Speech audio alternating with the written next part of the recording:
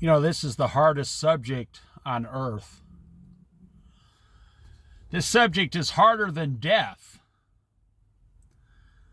Because when someone dies, it's final, it's over. I mean, as far as your earthly time goes, the struggle is over on earth. Then you go to heaven or you go to hell, but I'm not talking about that. I'm telling you why the subject I'm about to talk about is harder than death.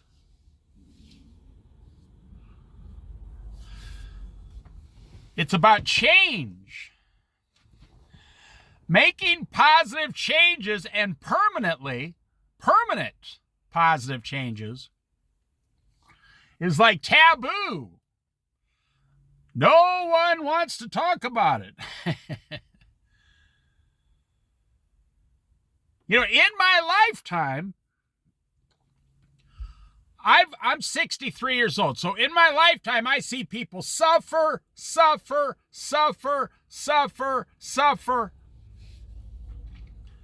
The suffering never ends on this earth. Now, whose fault is that? Well, we want to blame God. It's God's fault. No. We want to blame the government. It's the government's fault. No, it's not the government's fault. We want to blame our parents. Oh, my parents had a lot of problems. This is the dumbest excuse known to man. My parents had a lot of problems, so I'm going to have a lot of problems. Really? If all your friends jumped off a cliff, would you jump off a cliff?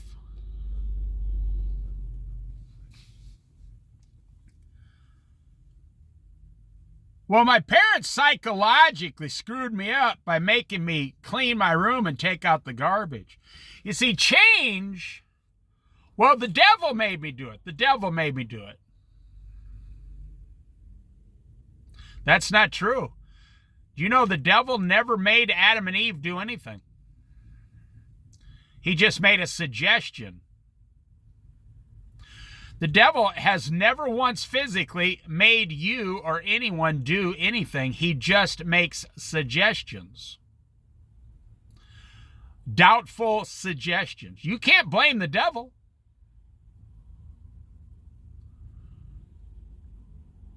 The only thing you got to blame is yourself and your free will. Your sinful choices. Now let me prove it to you. I'll prove it to you.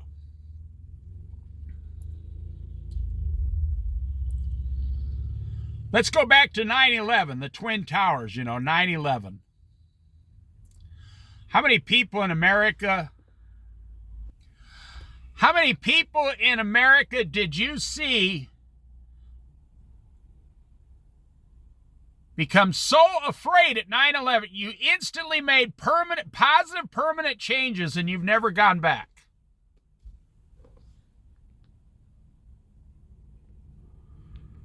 You don't see anybody doing that. Nobody does that. The Twin Towers, with all due respect, less than 1% of Americans made any permanent changes whatsoever. We went to war. We all had memorials. We all remembered 9/11.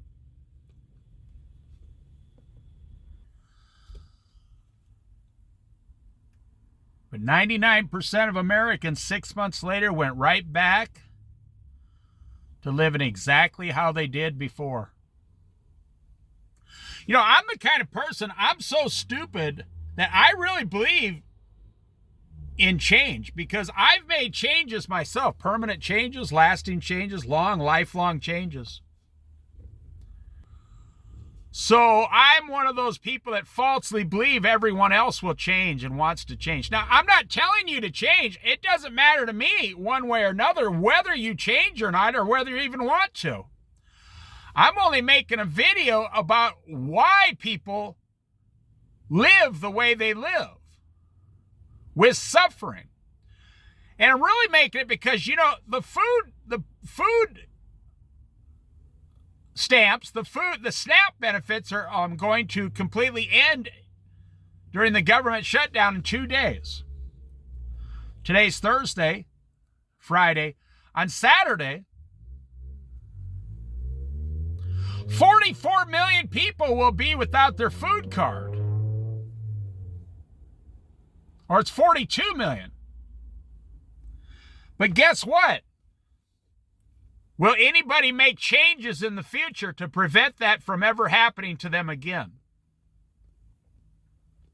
That's one of the things about the news media. They always talk about the problem. They never, ever talk about the solutions.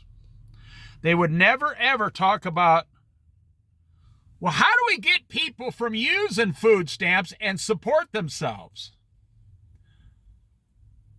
If you brought that up on national media, you would be, oh my goodness. How do we get people? They say, oh no, everybody cannot support themselves. Do you know that like 10% of the entire country? No, that's not true. It's like 14%. 14 to 15% of the entire country in the United States of America, the greatest, most profitable country in the world, 15% of all our citizens cannot provide food for themselves. Okay, let's go back. Okay, let's go to 2008, the Great Recession. Did anybody change? You go back to 1929 and the Great Depression, 1930, 31, 32, 33, 34, 35. What did people do after that? They started World War II. What happened after World War II? We started the Industrial Revolution. After World War II, 90% of Americans said, I need a better refrigerator. This is the scariest subject, the greatest subject, but also the subject that people hate the most. Change. Change.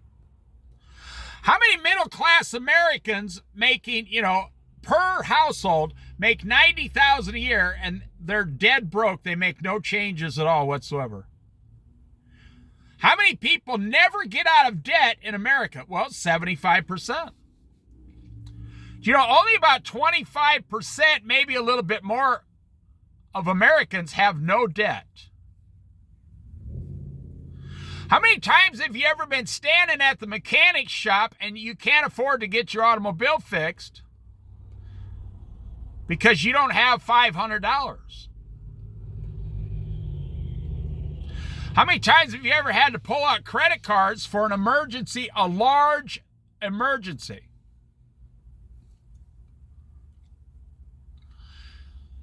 But then, did you make any changes after that?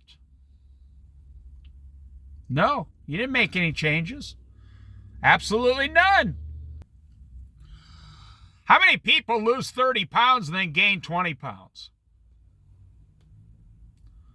I met a girl last year. She said she lost 45 pounds. I said, congratulations. She said, well, I gained back 35. I said, oh. She said, I can't figure out how to keep the weight off. I said, well, what are you eating when you lost the weight? She says, vegetables. And what do you eat to gain it back? She said, potato chips.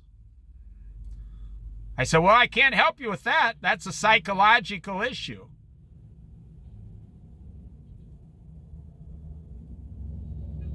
I said, if you just continue to eat vegetables, then the weight would stay off. And you'd probably lose another 20 pounds and you'd be completely happy for the rest of your life. You just have to eat vegetables. She said, yeah, how do I do that? I said, I can't help you with that. read the Bible and get strength, but I don't have any answers other than that. I don't know why people won't change.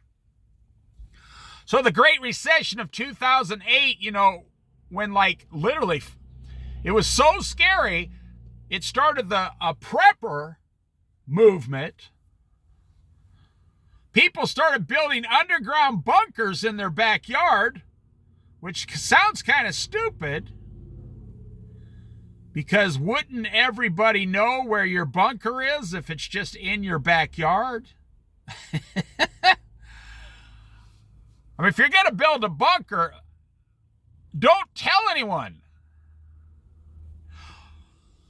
But then what happened about 5 years later? Nothing. Everybody went back to the way they were before. You see, it's a little known lie about America. America is only prosperous when people spend every dime they have and they lie to themselves constantly, nonstop.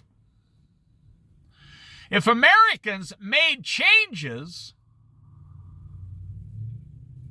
permanent changes, this country would probably collapse financially because no one would be spending any money.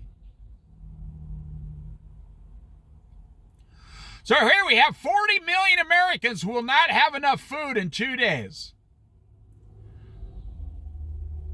So let's jump forward to, 6 months from now when the government's all turned back on and everything, everybody's back to being fat and happy.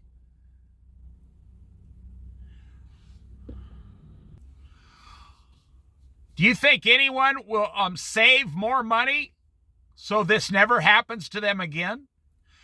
Do you think anyone will stock up food so this never happens to them again? No. All the numbers, all the percentages of people doing this, that, or whatever will go right back to where it was before. Young people, they just don't understand. They say, how come we don't just divide up all the money on earth and give everybody an equal amount? Even if you did that, I guarantee within 3 years, it would go all back right to where it was before. You can get a down payment, you can go buy a house, but you cannot train people to make payments for 30 years. You got the house, well, that's just the beginning of your problems because of your human nature, your sin nature. Nobody makes their payments perfect on time for 30 years. Everyone has some kind of problems. How come people get divorced from their wife and then go and get another wife exactly like the wife they just divorced? I've seen so many guys in my lifetime have an affair with a girl that's exactly, identically like the wife they have at home. Why would you do that to yourself? Why do humans take drugs when you know it's going to kill you? Why do you do it? Why do people eat pizza at 11 o'clock at night right before they go to bed and then buy antacid medication? Guess what? If you don't eat pizza at 11 o'clock at night, 10 minutes before you go to bed, you won't need any antacid medication. If you just make that change, you won't need the medication.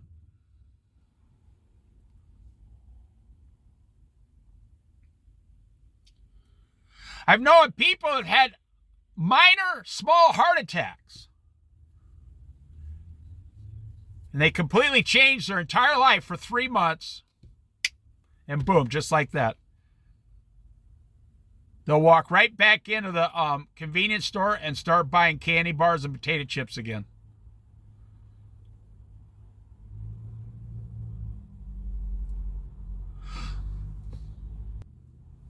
So now we come after the Great Recession, then we had COVID. Do you know for about 6 months, they were telling us we might not be able to go to a grocery store?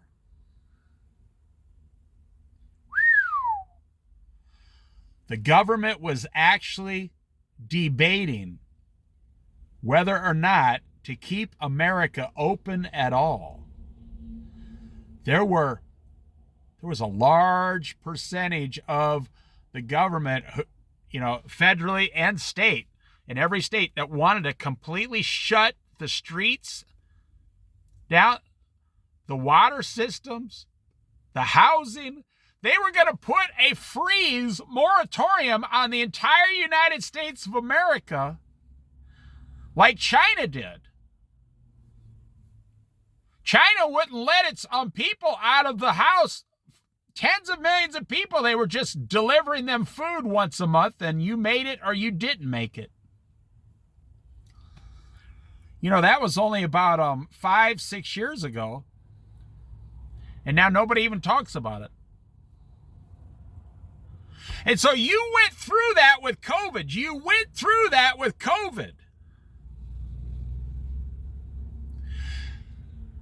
For 4 years. And during that time, you went through 4 years of inflation, and under Donald Trump, we still have inflation. It's not as bad as it was, but we still have inflation. We still have inflation. Do you see anybody making changes, permanent and long-lasting changes in their life? I was talking to a guy here, a Christian, who had an addiction. This was last month. And he says, "You've never done that." I said, "No, I've never done that before." He said, "How do you do that? I mean, how do you not do it?" is what he was asking. I said, "Fear. Complete and total fear." I said, "I'm a wimp." I said, you may think this strange, but I think you're stronger than I am. I'm too wimpy to do what you did.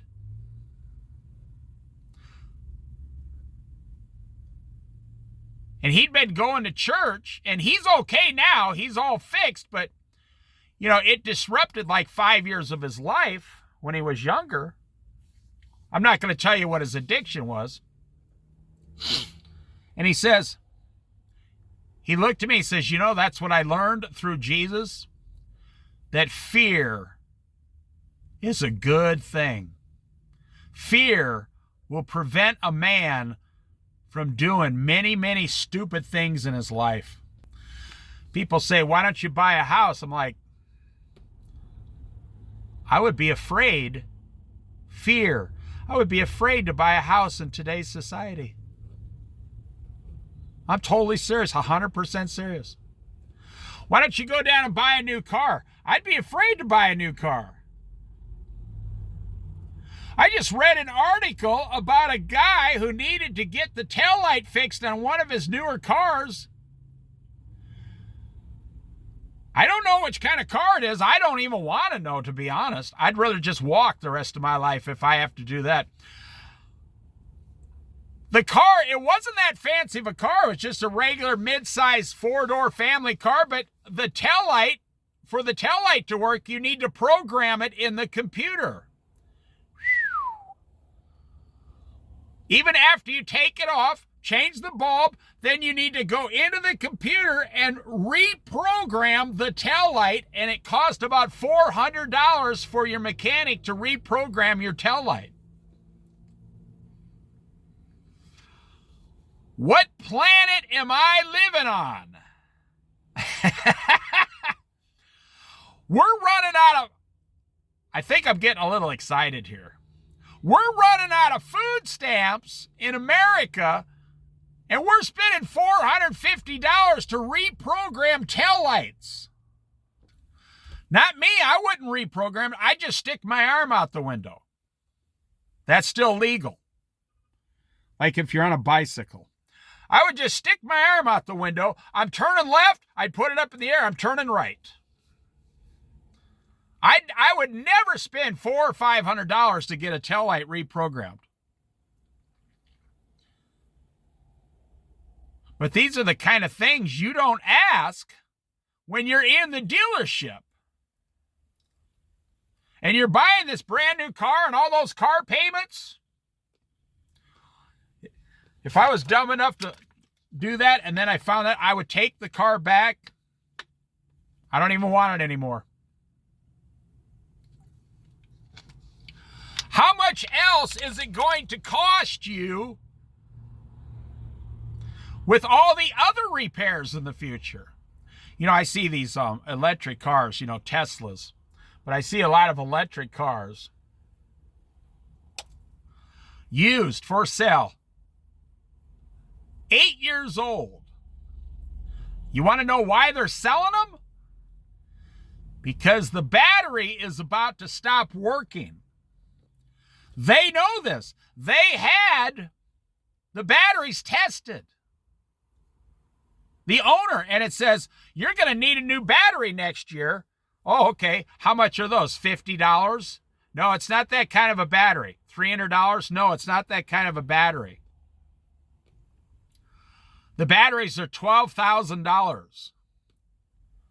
And the owner is going, what in the blah, blah, blah? You got to be kidding me.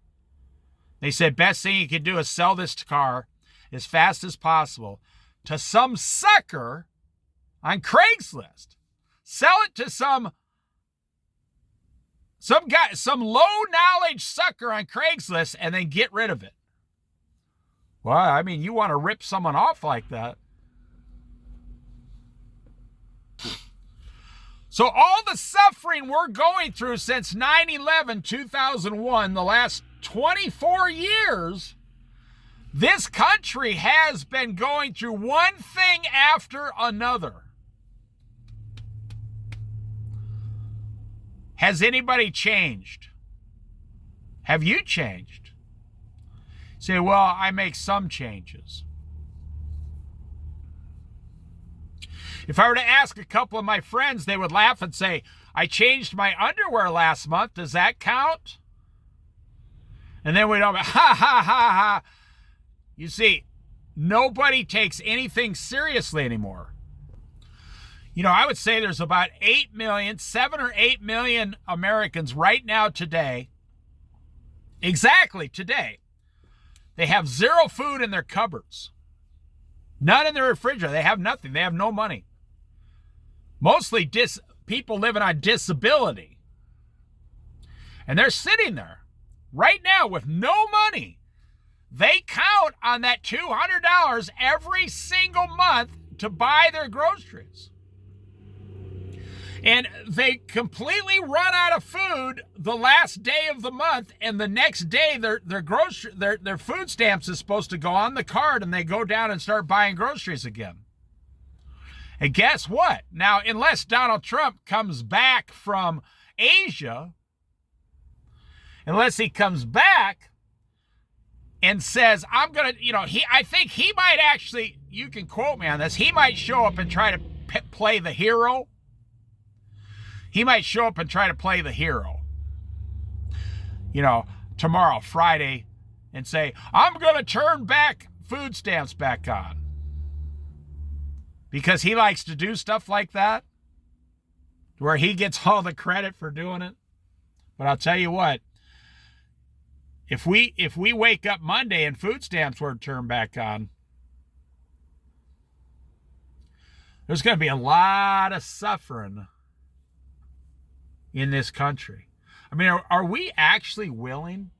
Are we actually willing in a couple weeks to start getting news reports on, the news, TV, newspaper, online, about people who starved to death in their homes in America, like elderly people, and no one came to help them? You know how, like, when there's a heat wave in Chicago and you find elderly people dead in their houses because they didn't have like a fan for $25? Well, now, are we willing to watch people starve to death in America on the news? I mean, that would be pretty embarrassing to have the rest of the country say, see, in America, you're starving to death. But that's not what this video's about. You know, I'll tell you what, there's a lot of Republicans who want to take away food stamps 100% altogether. They also said that if they don't turn, there's groups online saying if you don't turn food stamps back on, we're going to just run in the stores like 500 of us, grab all the food and run out. What I'm saying in this video, and I'm going to sum it up here, change. What will it take to change the majority of Americans to make more positive and permanent, lifetime permanent changes? It's not going to happen. I'm not going to sit here and lie to you.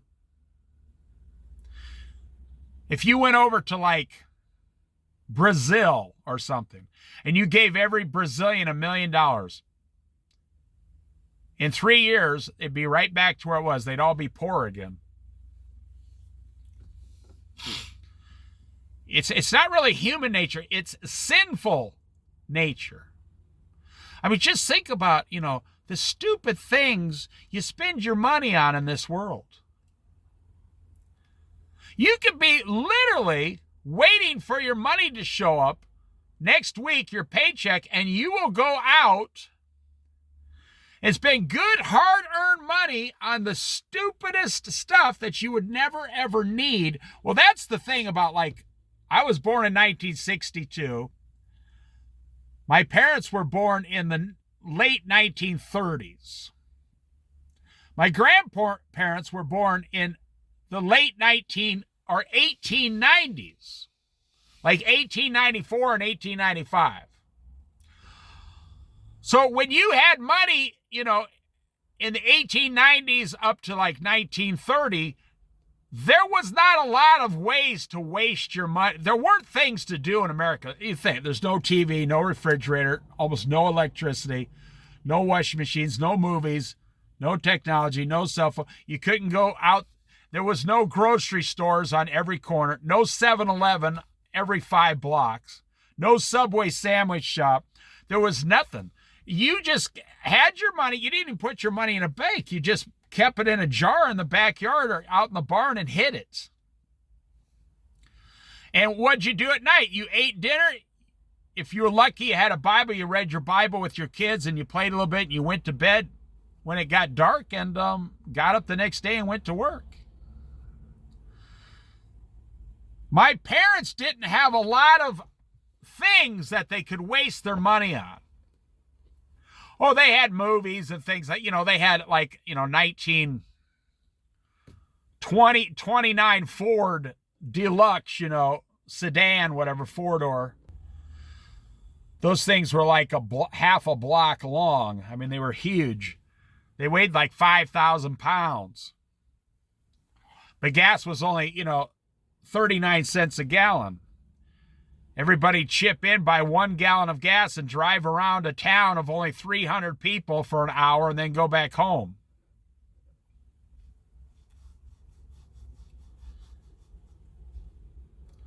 There was nothing to do. My dad told me once when him and his friends wanted to buy some beer, there was one road and the sheriff sat there in his car all night because there was nothing to do. So what they did is they put the Ford up on the railroad tracks and they let the air out of the tires. And they drove the Ford like 2 miles an hour on the back way down into the one store in town that sold beer. They bought some beer, would slowly turn around, put it on the tracks and drive back home and put some more air in the tires. And the sheriff they did this on Saturday nights. That was their Saturday night.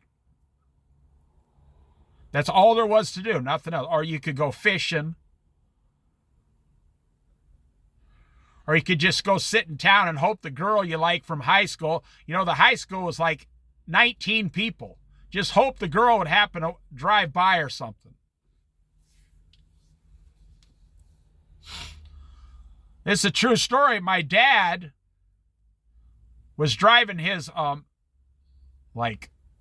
used Ford from his parents down one Friday or Saturday night in the town. There was only one stoplight in the town. It wasn't electric. It was like a stop sign.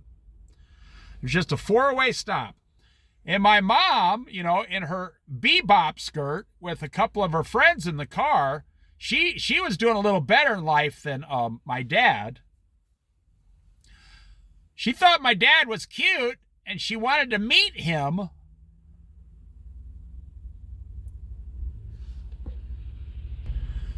So she pulled her parents' Chevy, big, huge Chevy up behind my dad's Ford and pushed up against the bumper and pushed him out in the middle of the street. So he would be forced to come and say, what in the blah are you doing? And then they got married. They were married 39 years. It's a true story. She wanted to meet him. She was a country girl. Real small, tiny little town in Iowa, the Midwest. And she pushed him right out in the middle of the street with his friends. And they just about, peed their pants. That's what, that was entertainment back then.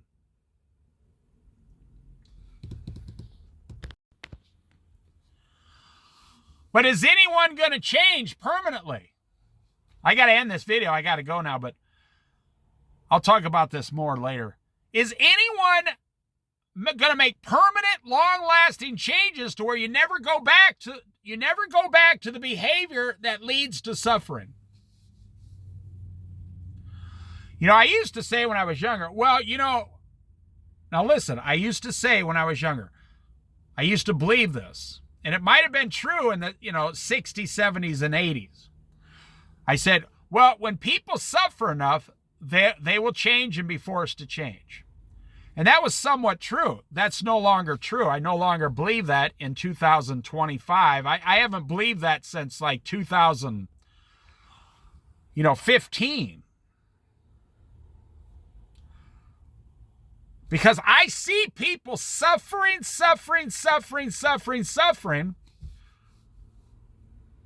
Or Yosemite Sam on the cartoon, Yosemite Sam says, suffering succotash. I see people greatly suffering.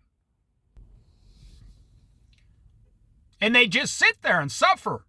They never, ever make changes to stop the suffering in their life. I mean, it's the craziest thing I've ever seen in my 63 years, that no matter how much people suffer, they will never change. Instead of changing to stop the suffering, they just adapt to getting used to suffering. Wow. I never thought I'd say that about humans, but it's true. I mean, instead of being poor, you would be so sick of being poor, you would make changes and get a job, right? I have close friends who would rather be poor and suffer through it every day instead of getting a job. So I'm going to end the video here, but that's what it's come to. So, I really wonder, 5 years, 10 years, inflation keeps going up, the price of housing. A house costs over $400,000, and absolutely no one has made any changes. Well, I guess that's what it costs. I'll just have to pay it. A brand new car costs $50,000, and people say, they make no changes. They say, well, I guess I'll just have to pay it. Credit cards during COVID started charging 35% interest, 30% interest, 28% interest. And people are like, well, there's nothing I can do. I guess I just have to pay it. You know, I'll tell you what, this is a total collapse of society because it's people just giving up. People are giving up their power of making changes.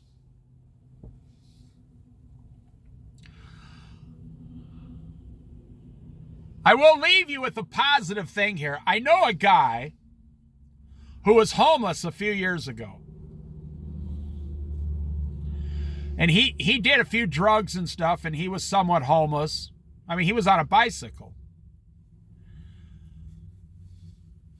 Then he met a girl, and they were both homeless on bicycles.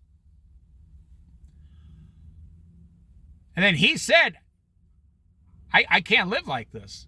And if you saw him on the street, he's literally a nobody. He's like a nobody, but he's the nicest guy on earth. But he's not a rocket scientist, but he is a nice guy. And he just got so sick of suffering on the street. He started living in an old broken down motorhome on the street. Then him and his girlfriend got a van. So they started living in the van. Then he got a job. I'm not going to tell you what it is. And he started seeing $400 paychecks. So that was a lot of money living in a van. They had nothing. Now they get $400 a week. Then he went to work. And because he showed up to this job and he was the longest one there, they said, hey, do you want to be the manager? He had no special skills. He's never been manager.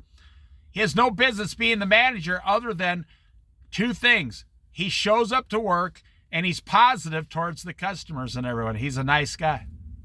Those are his only two qualities. And he only got the job because nobody else shows up to work long enough to get the job. Now he works 40 hours a week at $24 an hour and lives in an apartment. Oh, you can tell. I've talked to him. He will never, ever go back to the streets. So there's one guy who made permanent, lifelong changes. He just hated being homeless. He was homeless for years. I met another guy here recently. He had an addiction. He was living in his car. And he used to be a regular person, and his addiction put him in his car with zero money, not even gas money, and he didn't know what to do. After being in there a few weeks, he finally got the courage up to walk into a mission in a small town. He spent an entire year in that mission and completely changed his life. And today he has a car, he has money, an apartment, and he's retired. He said, man, you see, there's a very small percentage of people, I would say under 10% or less, that when they suffer any kind of suffering, any kind of pain, they change immediately. That's who I am. I told you, I'm a wimp. You give me any kind of pain, I'll change immediately. But I have very close family members and friends. They can endure pain for years and years and years. They're like, oh, everything's fine. They never make changes. They just suffer through the pain. Well, I'll end right there. That's what I say about 90%, 95% of people. They're not going to change. It's not going to happen. Anywhere from 5% to 10% of people make permanent changes, lifelong changes, permanent, long-lasting changes, and they never go back. But if you look at everything since 2008 or 2001, 9/11, the Twin Towers, the Iraq War, then we go to the Great Recession for several years. Then we go to COVID for several years. Now we got several years of inflation. Now we got something called cryptocurrency that's worth $110,000 a coin, whatever that means. And it's not even a commodity. It's just a number on a computer. There's nothing that actually exists. I'm telling you, we could be facing in the next few years a total collapse and the greatest suffering the United States has ever seen, financially. But people could make changes right now, today, that when that happens, you won't be one of the ones suffering. You'll be all set up and just live normal. We got 42 million people who won't have food in 2 days. So in 3 months from now, you just look, just remember what I said. I'll leave you with this challenge. November, December, January. So next February, how many people made changes in their life to where this had never happened to them again? It'll be maybe 4%, 5%, 6% at the most. That's it. The other 94% won't make any changes at all.